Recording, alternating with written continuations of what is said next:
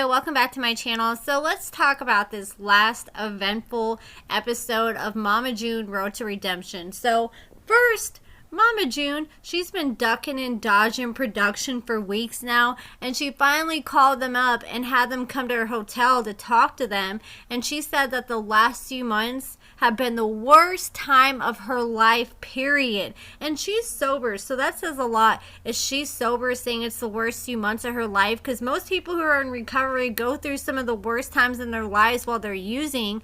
And she told producers that she wanted to break up with Gino after being with him for the past 6 years. And she said she would have broke up with him a long time ago. She just couldn't find the courage to do so. And she said that when Gino laid hands on her and got the DV charges, she said she should have left him then, but since she's partially blind in one eye, she said she needed Gino in her life to help be by her side and get through her day-to-day life, which I understand that. It's hard for her to be independent when she constantly needs someone to help guide her around, but she doesn't want to do that at the expense of her own happiness, especially your sobriety, something you've worked so hard for. And she went into detail about the day that Gino was arrested after he laid hands on her, and she said that Gino was drunk and he smoked cocaine and crack and shot up some cocaine, and then he just snapped. She said he was pulling her hair and she was screaming for help, and then all of a sudden 5 cops came up behind them and arrested Gino. And June feels like this all happened because of the grace of God, because she said that he could have really hurt her or even potentially took her life that night. And Mama June said she ended up feeling bad and trying to get the charges dropped because she claimed she was scared for her life, and she told the grand jury that her and Gino were doing better and working on the relationship and going to counseling, but she said that was all a lie.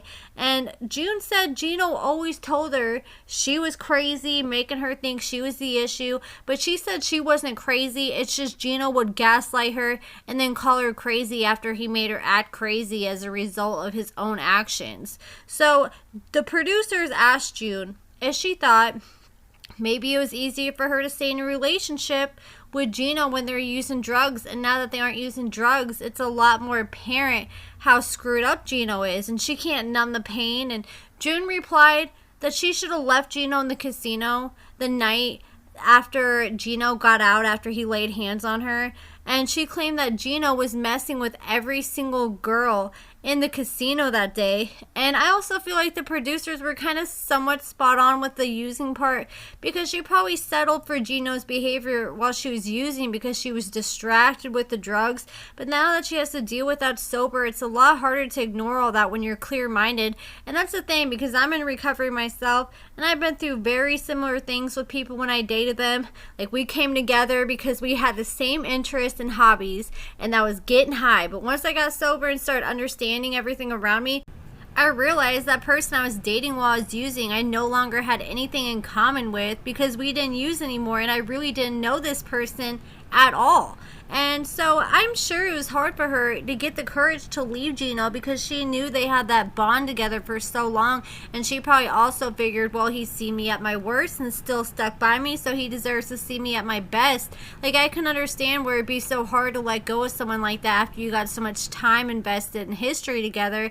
But June admitted that was all a lie, that her and Gino were super happy after she got sober. She admitted she started to feel hopeful because she thought the old Gino was back she originally fell in love with. But she said even though he was no longer putting his hands on her, he was still mentally and verbally abusing her. And she said what she experienced with all that was even more damaging for her than him putting his hands on her. And if you have someone constantly chipping away at your self-esteem and self-worth, it's going to make it hard for you to see yourself as valuable enough to find someone else and do better. And that's another thing that keeps people in toxic relationships for so long, because they become brainwashed from their partners that this is the best they're ever going to get, when really it's just a manipulation tactic to keep that person in an unhealthy relationship way longer than they should be.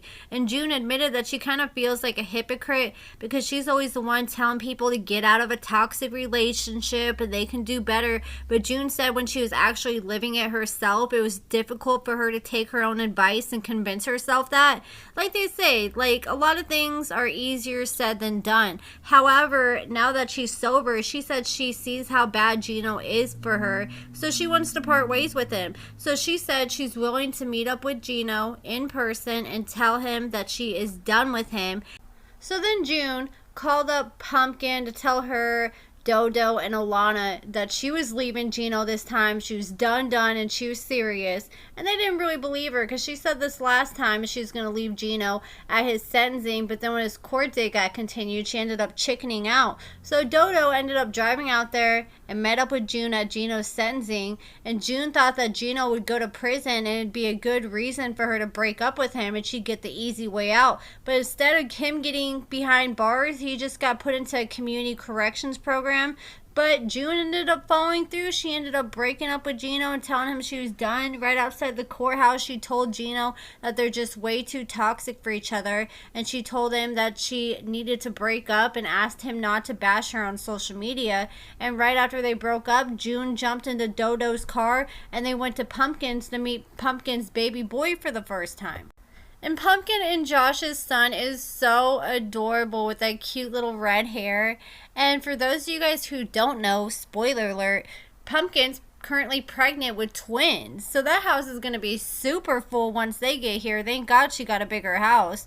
So June shows up and she starts telling Pumpkin that she is excited to live the single life and discover herself again. And Pumpkin was quick to sit there and say, okay, well, I just saw you on TikTok with several different men at your hotel, you know, after you left and you're trying to get away from Gino, saying you're trying to find yourself. So how much discovery are you really doing? She straight called her out. And June claims she doesn't want to be with another man. She's just having a good time. And these are all dudes that she's met off TikTok. And actually her current boyfriend she's with in present time is she met from TikTok. But Pumpkin found that super hard to believe. So June slept at Pumpkin's and she cooked breakfast for the girls the next morning. And Pumpkin's husband Josh was not happy at all that June was staying at their house, and Pumpkin told June that she needs to get her own apartment. And then Mama June decides to go into Ella's bedroom and do a therapy session, and she told her therapist that she and Gino broke up, and then she revealed that she's dating someone new, which is her current boyfriend we see here. She said, I met somebody on social media. And then her therapist was upset. She said that's super dangerous to date someone so early in recovery because this dude is in recovery as well.